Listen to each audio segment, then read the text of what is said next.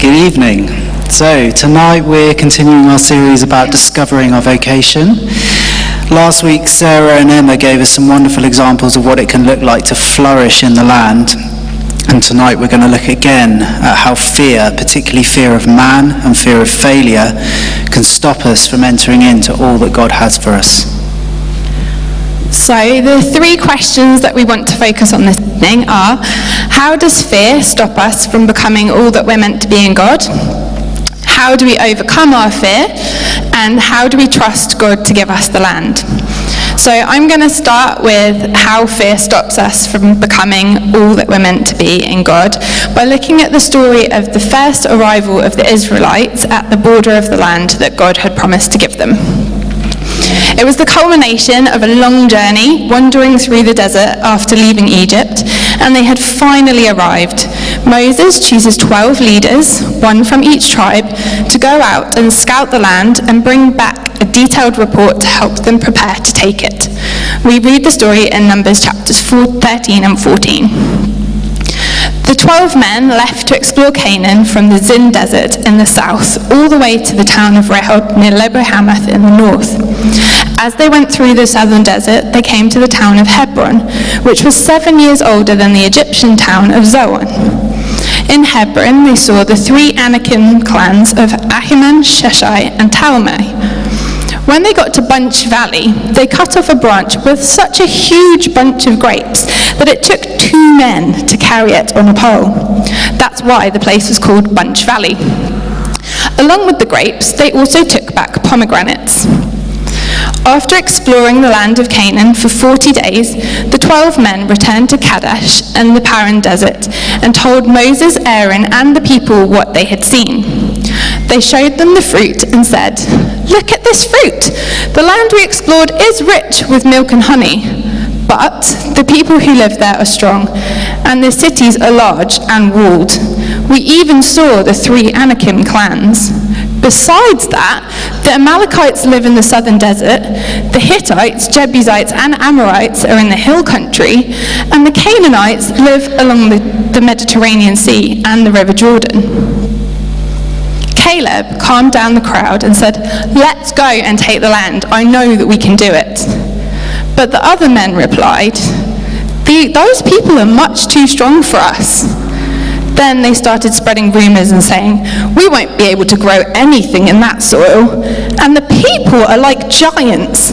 In fact, we saw the Nephilim, who are the ancestors of the Anakim. They were so big that we felt as small as grasshoppers." After the Israelites heard the report from the 12 men who had explored Canaan, the people cried all night and complained to Moses and Aaron, "We wish we died in Egypt or somewhere out here in the desert. Is the Lord leading us into Canaan just to have us killed and our women and children captured? We'd be better off in Egypt." Then they said to one another, "Let's choose our own leader and go back." So after all that the Israelites had been through, slavery in Egypt for hundreds of years, a dramatic escape, a few years wandering in the desert, finally they'd reached their destination, and they bottled it.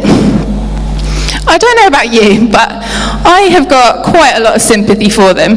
It's easy to say with hindsight, reading a well-known biblical story, that of course they should have obeyed God and got on with the job at hand. But think about the magnitude of that moment and the huge task ahead. Running for your life after escaping a brutal life of slavery, exhausted from the grueling journey, facing clans of giants, fortified walled cities, and enemies on all sides. I'm pretty sure that if I'd been in that situation, my heart would have been pounding, my brain would have been imagining all kinds of scenarios. I think I'd have been freaked out, which, let's face it, would be totally normal. Fear serves a healthy function, warning of potential danger, helping us either avoid things which could hurt us or prepare appropriately to deal with them. But fear can lead to sin. If we fuel our fear and dwell on it, it can quickly enslave us, robbing us of the joy, happiness, and purpose that God longs us to have, which is exactly what happens to the Israelites in this story. First of all, they fuel their fear. We read how the facts become distorted by exaggeration, and the fears grow. The fertile soil is suddenly unlikely to produce crops. The Anakim clans swiftly become their mythical ancestors, their giant Nephilim, who you can read about in Genesis 6. This then leads to hysteria, with the people crying all night saying, "We wish we'd died in Egypt or somewhere out here in the desert."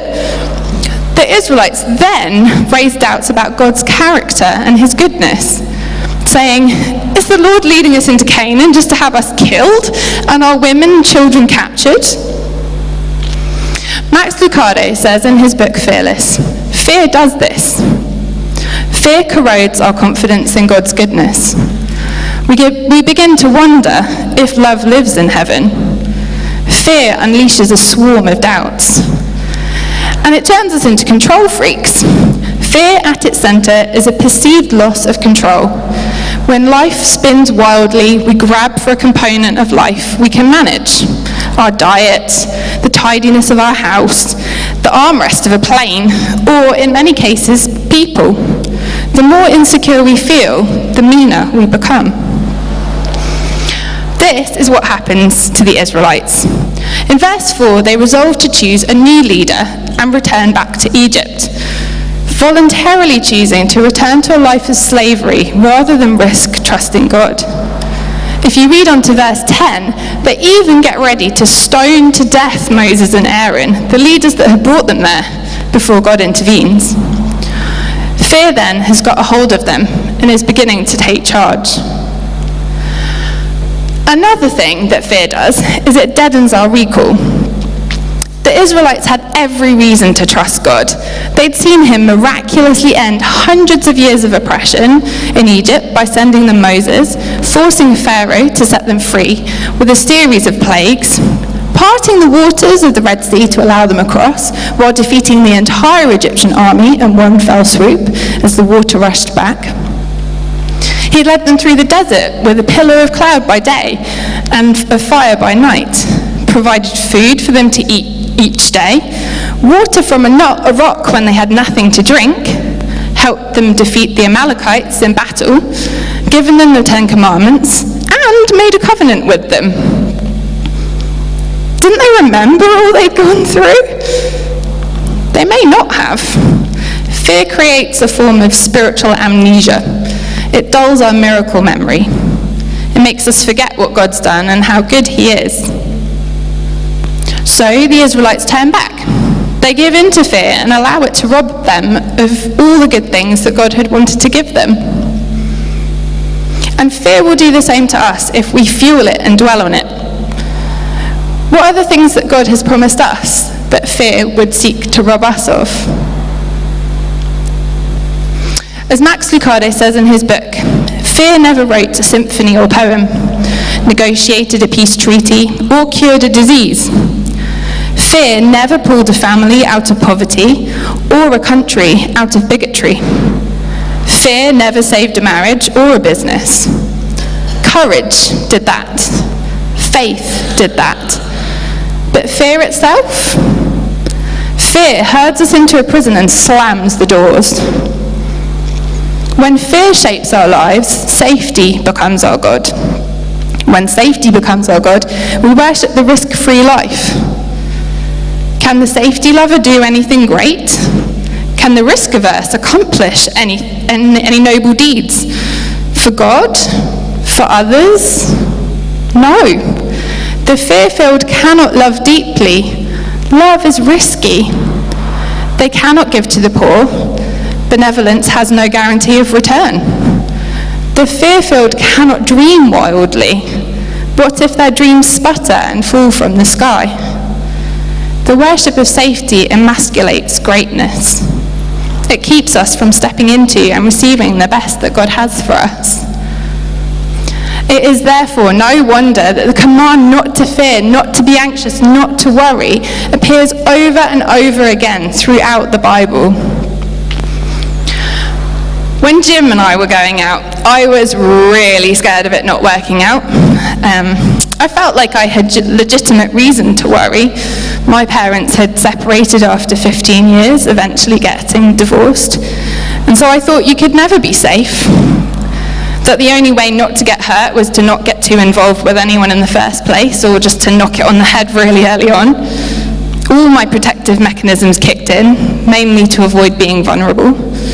I'd imagine the worst possible outcome and convince myself it wasn't worth going there, just to distance myself. Fear can be completely debilitating. It robs you of joy. You think you're protecting yourself from disappointment, but in reality, you're stopping yourself from living in freedom and life. I knew I couldn't carry on living like that, and so I prayed. And prayed, and cried, and prayed, and cried some more. And after what felt like an eternity, it was probably just a week or so, God showed me a picture of myself and Jim in his garden, God's garden, as children, just enjoying playing together and being together. But that was all I needed to give me peace about our relationship, to know that God was in it and that he blessed it. Any time that those fears raised their ugly heads again, I had that picture to go back to. So with God's help, I was able to overcome my fear. I'm going to hand over to Jim now to unpack that a little bit more. So how do we overcome our fear? There are many things I could say here, but tonight I just want to give two principles which I believe are key. Firstly, I believe that we need to confront our fear head on. In his book, How to Pray, Pete Greig tells the parable of the deranged greyhound and the wild dog-eating chair, which I think illustrates the point well. He writes, "The tranquility of Guildford's picturesque cobbled high street was shattered one sunny morning by the yelping of a dog and a strange metallic clattering. Suddenly, a crazed greyhound came scrabbling around the corner with its whippet tail between its wild legs, weaving between shouting shoppers, frantic with fear, and hotly pursued by one of those cheap chrome bistro chairs. The chair, which was attached to the other end of the dog's lead, seemed alive, like a dancing snake, weaving and flailing, striking and biting, dancing at that terrified animal's rear. Perhaps the dog's owner was still inside, unaware of his pet's plight, innocently queuing for coffee. A movement must have made that chair twitch, which had made the dog jump, which had made the chair leap, which had made the dog scamper, which had made the chair pounce, which had made the dog yelp, which had made the shoppers shout, which had made the dog run even more frantically, pursued all the while by this terrifying piece of metal and these crowds of screaming, grabbing strangers. The faster it ran, the wilder the chair's pursuit.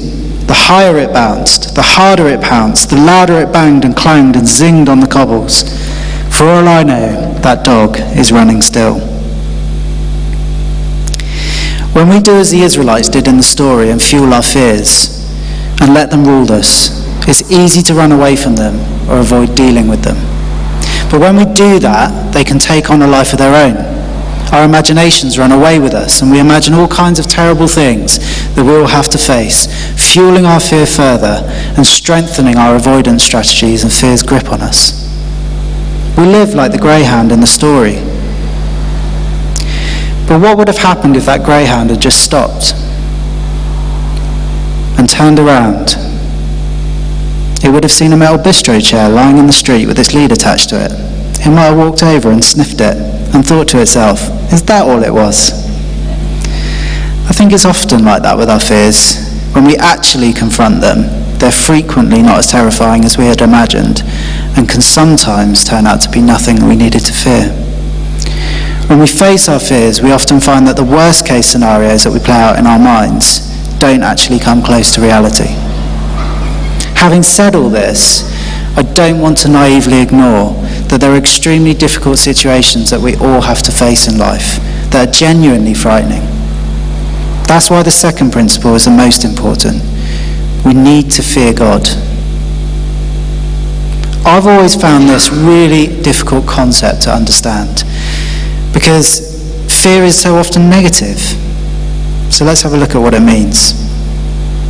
In Matthew chapter 10, verse 28, Jesus says the following: "Don't be afraid of people. They can kill you, but they cannot harm your soul. Instead, you should fear God, who can destroy both your body and your soul in hell," which sounds absolutely terrifying. But then in verses 29 to 31, he goes on to say, "Aren't 2 sparrows sold for only a penny? But your Father knows when any one of them falls to the ground. Even the hairs on your head are counted. So don't be afraid. You're worth much more than many sparrows." So Jesus says here in verse 28 that we should fear God. But then in verse 31 that we shouldn't be afraid because we are loved more than we can know. The fear of God then, it clearly isn't to do with being afraid. So what is it? One of my favourite passages in the whole of the Chronicles of Narnia series is in The Lion, the Witch and the Wardrobe, where Mr. and Mrs. Beaver are talking about Aslan. "Is he a man?" asked Lucy. "Aslan a man?" said Mr. Beaver sternly. "Certainly not. But I tell you, he is the king of the wood and the son of the great emperor over the sea. Don't you know who is king of the beasts? Aslan is a lion, the great lion." "Ooh," said Susan. "I thought he was a man. Is he quite safe? I shall feel rather nervous about meeting a lion." "That you will, dearie, and no mistake," said Mrs. Beaver. "If there's anyone who can appear before Aslan without their knees knocking, they're either braver than most or else just silly." "Then he isn't safe," said Lucy. "Safe," said Mr. Beaver. "Don't you hear what Mrs. Beaver tells you? Who said anything about safe? Of course he isn't safe. But he's good. He's the king, I tell you." As sons and daughters of God, we have amazing privilege. We can come into the presence of our Father and talk to him about anything. We can tell him how our day was, ask him for a good night's sleep or a new job. But in doing so, we must be careful that we don't lose sight of who he is or our awe of him. The danger is that we try to define God and put him in a box that helps us understand who he is and keep control. But a small view of God generates no courage. It only leads us to a weak, powerless Jesus who can't affect the situations we come up against or bring any meaningful change to this earth. We don't serve a tame, powerless God. Our God isn't safe. But he is good. He's the king, and he's in control. When God is fully revealed to us, and we get it, then we experience the conversion of our fear. Fear of the Lord is the deeply sane recognition that we are not God. To get there and to stay there, we need to keep our eyes firmly fixed on Jesus, choosing to remember all that he's done in our lives and seeking to know him more each day. When we do that, he won't let us put him in a box because he surprises us, awes us, like he frequently did his disciples. On one such occasion is recounted in Matthew chapter 14, verses 25 to 33. A little while before morning, Jesus came walking on the water towards his disciples. When they saw him, they thought he was a ghost. They were terrified and started screaming. At once Jesus said to them, "Don't worry, I'm Jesus, don't be afraid." Peter replied, "Lord, if it's really you, tell me to come to you on the water." "Come on," Jesus said. Peter then got out of the boat and started walking on water towards him. But when Peter saw how strong the wind was, he was afraid and started sinking. "Save me, Lord," he shouted. Straight away, Jesus reached out his hand. He helped Peter up and said, "You don't have much faith. Why do you doubt?" When Jesus and Peter got into the boat, the wind died down. The men in the boat worshipped Jesus and said, "You really are the Son of God." Notice that Jesus came to his disciples in a storm. Max Lucado notes in his book that they didn't expect Jesus to come to them that way, and neither do we. We expect to find Jesus in our worship or in the prayer room, but often not in a cancer diagnosis, a collapsing economy, or a war. He goes on to say, Peter never would have made this request to go to Jesus on a water, on a calm sea. Had Christ strolled across a lake that was smooth as mica, Peter would have applauded, but I doubt he would have stepped out of the boat.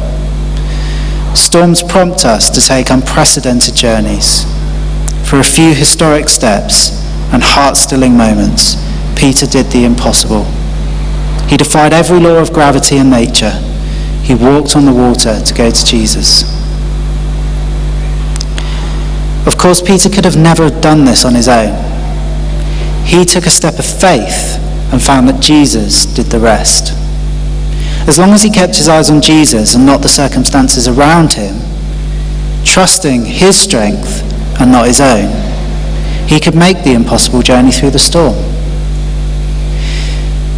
It's not the absence of storms that sets us apart as Christians. It's who we discover in the storm. Jesus' call to courage, to confront our fears, isn't a call to naivety or ignorance.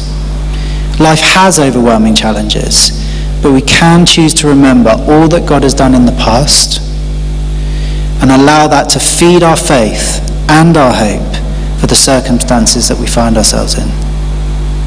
And in all situations, we should do whatever it takes to keep our gaze on Jesus, trusting that, as Paul says in Ephesians chapter 3, verse 21, his power at work in us can do far more than we dare ask or imagine.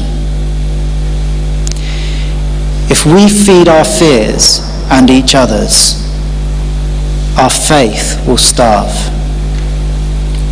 If we feed our faith and each other's, our fears will. Finally then, how do we trust God to give us the land? If we fast forward 40 years from our story, we find in the book of Joshua a different Israel, the children of a previous generation, this time prepared to face their fears and obey God. Together they marched towards the river Jordan to cross at a time of year that crossing wasn't possible, when the river was fast flowing and had burst its banks and flooded the region. They shouldn't have even tried to cross. They were likely to be swept away and drowned. But God had said go, so they went. And miraculously, God stopped the river, allowing all of them to cross on dry land. Once they had crossed, the commander of the Lord's army meets Joshua, telling him that they will be victorious with his help and giving him instructions for battle. They then marched on a heavily fortified walled city, a city that they didn't have a hope of capturing. And what had God said? Just walk round it. So they did that, and on the seventh day of doing this, the walls collapsed and allowed them to rush in and quickly capture the city. What a transformation from 40 years previously. These are huge steps of faith. But notice that God never asked them to do anything that they were not capable of doing. Mostly, they just had to do a lot of walking. It is God that responds to their obedience and wins battle after battle for them against impossible odds. On their own, they could do nothing, proved by the fact that their parents had actually tried to do so 40 years earlier after regretting letting their fears get the better of them. In Numbers chapter 14, verses 41 to 45, we read that they were crushed by their enemies because they sought to do so in their own strength. So what had changed? In the run-up to this moment, we read in Deuteronomy how Moses prepares the Israelites. He reminds them again and again of all that God has done for them, how the difficulties which they now faced were the result of not trusting God, and he urges them to keep their gaze fixed on God, trusting his promises and committing to following him. The Israelites then have to decide, will they choose to follow God into the land or turn away? They choose to follow. They wait for God to tell them what to do, and then they simply obey. The same is true for us. I've shared before that before I moved to Southampton, I lived in Seville in the south of Spain, and I moved there because I felt that's what God led me to do. But when I was trying to make the decision about whether or not to go, I agonized about it for weeks. In the natural, it seemed crazy. I'd done a French and German degree, spent years investing into France and travelling the length and breadth of the country, getting to know different churches. I spoke no Spanish and knew almost nothing about Spain, and here I was contemplating moving there. There are two things I remember that helped me make the decision. One was a conversation with my friend Natasha. I shared with her that I was finding it difficult to make a decision. She asked me what God had said, so I reeled it off. It included a clear sense that God said to me, lay down your vision for France, months previously. Being randomly asked to lead a short-term mission team to Seville the previous summer and being told that it would be significant. A prophecy from a stranger at a conference, amongst other things. When I finished, she looked at me and said, I don't know why this is hard. I don't know that God has ever spoken to me so clearly about anything. The second was a conversation with my mentor Phil, who simply asked me, what is the decision that God has put in front of you? I reflected on that for a few days before realizing that there was only one path in front of me, one decision to make. I was helped to remember then all that God had done and all that he had said. Then helped to fix my gaze on Jesus and see the path ahead. All that remained was the step of faith. That step is always there. But when fear is quelled by confronting it, naming it, remembering who God is and all he's done, and fixing our gaze on a powerful Jesus, it is an easier decision to make. In The Lion, the Witch and the Wardrobe, the four children enter a land locked in perpetual winter. But as they journey through it, they encounter small signs of spring. A green leaf here, a melted patch of ice there, and the inhabitants of Narnia excitedly whisper, Aslan is on the move. I believe that God is on the move. God is on the move in our nation, and God is very much on the move in Southampton. But I also think it's a bit like the journey of the Israelites. We need to remember that we take the land together. Joshua, Caleb, Moses and Aaron were ready to go in Numbers 14, but the promise was for the whole of Israel. It wasn't a four-person job. If we are to take hold of what God has for us as his church in the city, we must be ready. And not just some of us, all of us. There's an unprecedented amount of unity in the church in this city at the moment that really excites me. It's been an absolute privilege to be a part of the Southampton House of Prayer community, where people from many different churches have started to meet together each week to pray and seek God for our city. As we do so, we're finding that God is revealing to us things that he has done in the city in the past, of things that he's spoken over our city. And as we fix our eyes on Jesus, we're being led to areas of the city where he's at work to pray and release blessing. But if we're to take this city and see God's kingdom powerfully advance here, it will take all of us. So I want to challenge you. It's time to pray. It's time to get ready. Let's commit to seeking God together to discover all he has for Southampton. We all have a role to play, and there is an inheritance here for us if we're willing to fix our eyes on Jesus and pursue him at all costs, allowing ourselves to be awed again by a wild, unpredictable, powerful, but immeasurably good God. We need to hear together where he's leading us and respond together in obedience to what he asks of us for this new season. So I'm going to pray in a minute. As I do so, if you know that fear has held you in its grip, resolve to start dealing with that tonight. Share it with a friend and get them to pray for you. Or if you want to come over to the chairs over there, then Ruth and I or someone else will come and pray with you. Decide to share your fears with your Connect group or your discipleship group and face them together so that we can fuel each other's faith. And can I also encourage you to come and spend time with us in the house of prayer from Friday evening through to Saturday evening every week. So please stand if you want to, and let's pray.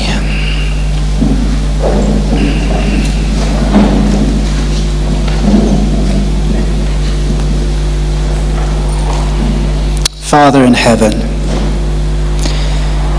please glorify your name in our city. We want to see the lives of people in this city transformed by a relationship with you. We want to see those who are hurting be given comfort and new hope. Those who are enslaved by their sin set free. Those who are sick healed.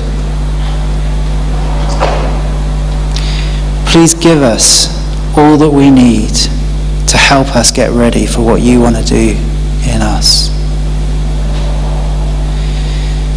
Please let us not be tempted to continue in our avoidance strategies or continue hiding behind our protective walls, but deliver us from our fears so that we can enter into all that you have for us. In Jesus' name and for your glory. Amen.